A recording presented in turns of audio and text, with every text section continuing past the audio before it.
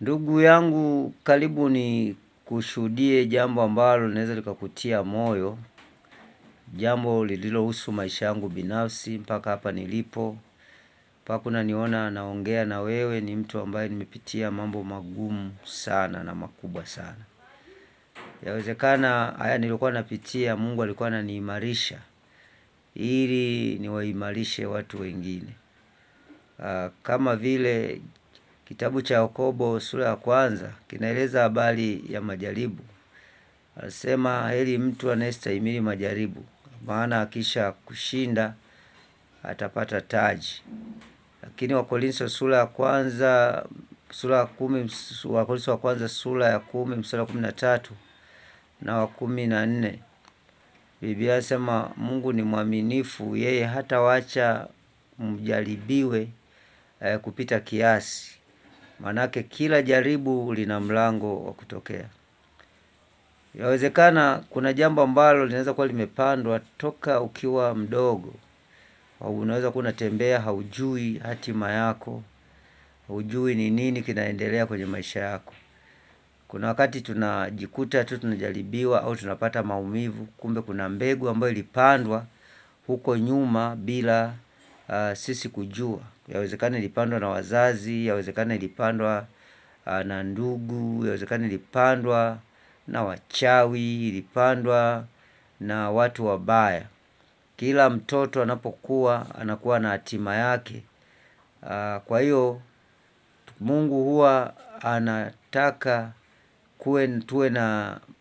tuwe na matumaini ya kumwamini sana katika majaribu. Mimi Mungu aliniponya kufa siku ya kwanza tu nilipozaliwa. Mama yangu alinisimulia akasema, siku ile nilipozaliwa, kwa sababu kijiji ambacho tulikuwa tunaishi ni vijiji vya mashambani, maana nyumba moja inakuwa mbali na nyumba nyingine. Na siku hiyo watu wengi walikuwa wameondoka, wameenda kujitafutia maisha, na mama yangu alibaki peke yake, na ndio siku hiyo ilikuwa ni siku ya kuzaliwa mimi. Kwa hiyo mvua kubwa ilinyesha, yakatokea mafuriko makubwa. Mafuriko haya yalitokea karibu na mto Momba, yalisababishwa na mto Momba. Huu mto Momba ni mto unaopatikana huko Momba, au kipindi hicho ilikuwa inaitwa Mbozi. Wale watu wanaoelekea Kamsamba, bonde la Kamsamba, Ziwa Rukwa, wanaufahamu mto Momba. Au mto Momba, wale wanaopita njia kwenda Sumbawanga wanaukuta pale Ruasho. Huo mto Momba unapita Kamsamba, unaingiza maji Ziwa Rukwa. Kwa hiyo mafuriko makubwa sana yalitokea. Kwa hiyo mama anasema nilipozaliwa, na hayo mafuriko yalikuwa ni mafuriko mabaya kwa sababu maji yalikuwa yamejaa.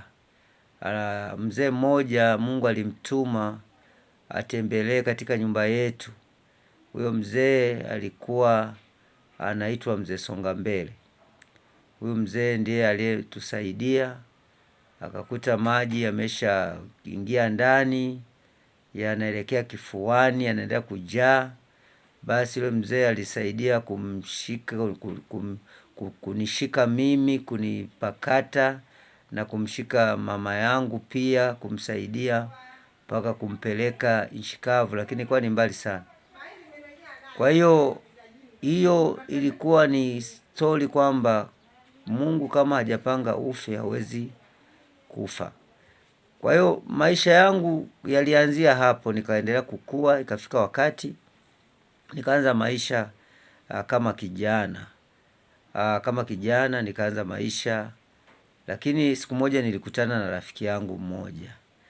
Huyu rafiki yangu yeye nilimpenda sana. Baadaye tukaendelea kuwa pamoja, kufanya shughuli zetu pamoja, lakini hakuwa mtu mzuri. Akawa ameniibia siku hiyo, na fedha alikuwa ameniibia ilikuwa sio fedha ya kwangu, ilikuwa ni fedha ya mtu mwingine ambaye ni ndugu yangu.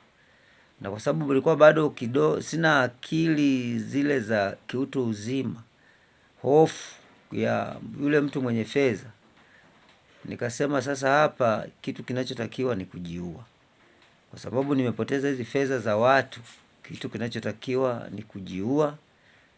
Nikijiua itakuwa ndio usalama wangu. Kama sintajiua, basi nitapata shida sana atakapo nikuta huyu mwenye fedha. Kwa hiyo nikaanza kusikia ile sauti ya kujiua, kajiue, kajiue, kajiue, kajiue. Na ilikuwa ni sehemu moja kule Malawi, ilikuwa mwaka 96 mwezi wa 12. Nikaa natafuta sasa nitajiulia wapi, kwa sababu Malawi unakuta sehemu kule Lilongwe kuna sehemu hakuna hata miti mingi. Kwa hiyo nikaa nimeenda sehemu moja, nakumbuka ni miaka ya zamani, kuletwa Biu kwa ajili ya kwenda kujiua. Nikafika, nikaenda supermarket, nikaa nauliza dawa ya panya. Ile dawa ya panya wakasema sisi supermarket hatuuzi dawa ya panya. Sasa nikaa natafuta nitajiulia wapi. Ilikuwa ni muda wa saa 4 asubuhi, saa 4. Basi nikaenda nikaiona nyumba moja, nikapanda gari nikaenda nyumba moja, nikafika nikaomba maji pale na wakanipa maji. Kuna sehemu kwanza kabla sijafika kwenye ile nyumba nilikuwa nimenunua soda, nikavunja chupa, yaani ile soda nilinunua nikachukua jiwe nikapiga kwenye mdomo wa chupa, kwa hiyo vipande vingine vikatumbukia kwenye chupa. Kwa hiyo vile vipande vitumbukia, basi nikanywa na soda ile, alafu vingine nikaweka mfukoni. Kwa hiyo nikaendelea kutembea, nikakuta nyumba moja, nikaomba maji. Wakati ananipa maji, akaingia tena ndani, nikachukua vile vipande vya chupa haraka haraka nikavimeza. Kwa hiyo nikaa nimemeza vile vipande vya chupa. Na hapo wakati nameza vipande vya chupa nilikuwa sijala kitu chochote. Ni siku ambayo sintaisahau, na ndio maana siku nilipookoka nililia sana mbele za Mungu nikiomba Mungu anisamee na isiwepo mbegu yoyote ambayo inaweza ikasababisha jambo lolote kwa wengine. Na kwa sababu niliomba hiyo toba, na hata wakati nataka kujiua wala nilikuwa simjui Mungu. Nilikuwa tu ni mtu tu ambaye simjui Mungu, na ni mtu tu ambaye nina kijana, ninaishi maisha ya kawaida. Basi nikaa nimeenda sehemu, nikaa nimejificha, na nilikuwa nimeandaa hosia kwamba mimi hata nikifa basi mimi ni mtu wa Tanzania. Mtanisafirisha, kama mtanizika haina shida. Basi nikaa nimeenda nikajilaza sehemu. Wakati nimelala saa 4 nilikuja kushtuka saa 12 baada ya kunyeshewa na mvua ya jioni.